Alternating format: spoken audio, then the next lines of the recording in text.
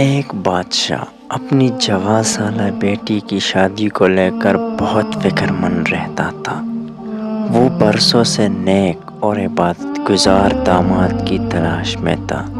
ایک دن اس نے وزیر کو بلایا اور کہا کہ کسی طرح میری بیٹی کے لیے میری رعایا میں سے عبادت گزار انسان کو تلاش کر کے سامنے پیش کرو۔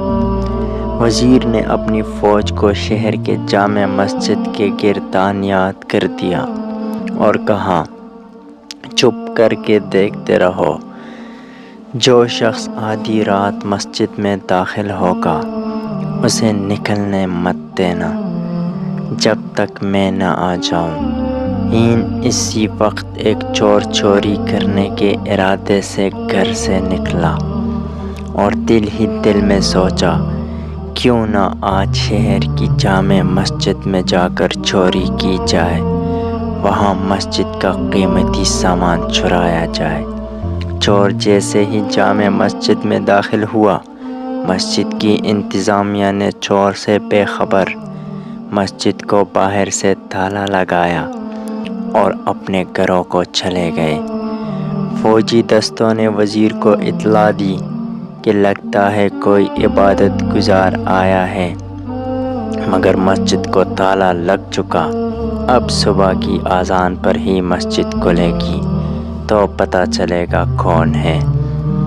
وزیر جلدی سے مسجد پہنچا اور صبح کی اذان کا شدت سے انتظار کرنے لگا تاکہ اندر موجود نیک انسان کو بادشاہ کے سامنے حاضر کیا جا سکے۔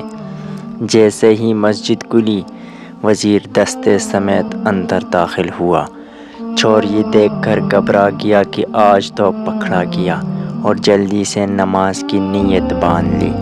جو ہی سلام پھیرتا، فوراً کھڑا ہو کر دوبارہ نیت نماز باندھ لیتا۔ وزیر کو اس کی عبادت گزاری پر یقین آ گیا۔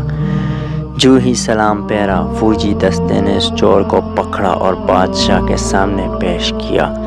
وزیر نے کہا، بادشاہ سلامت، یہ ہے آپ کا مطلوبہ شخص، اسے مسجد سے گرفتار کیا ہے۔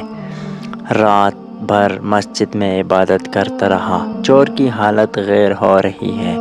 بادشاہ چور سے مخاطب ہو کر کہنے لگا، کیا خیال ہے اگر میں اپنی بیٹی کی شادی تمہارے ساتھ کر کے تمہیں اپنی سلطنت کا ولی عہد مقرر کر دوں؟ کیا تمہیں منظور ہے؟ چور ہکا بکا ہو کر دیکھنے لگا۔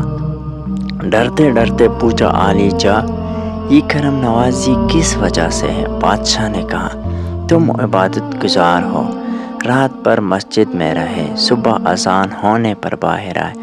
چور دل ہی دل میں سوچنے لگا، اے اللہ، میں چوری کی نیت سے ہی صحیح، مگر تیرے گھر گیا دکھاوے کی نیت سے ہی صحیح۔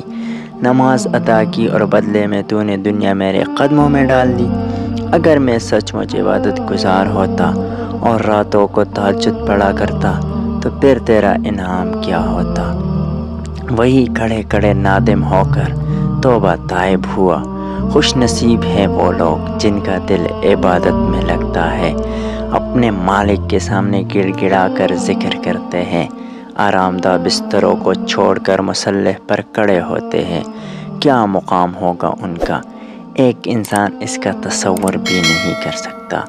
اللہ پاک ہم سب کو سچا عبادت گزار بنا دے۔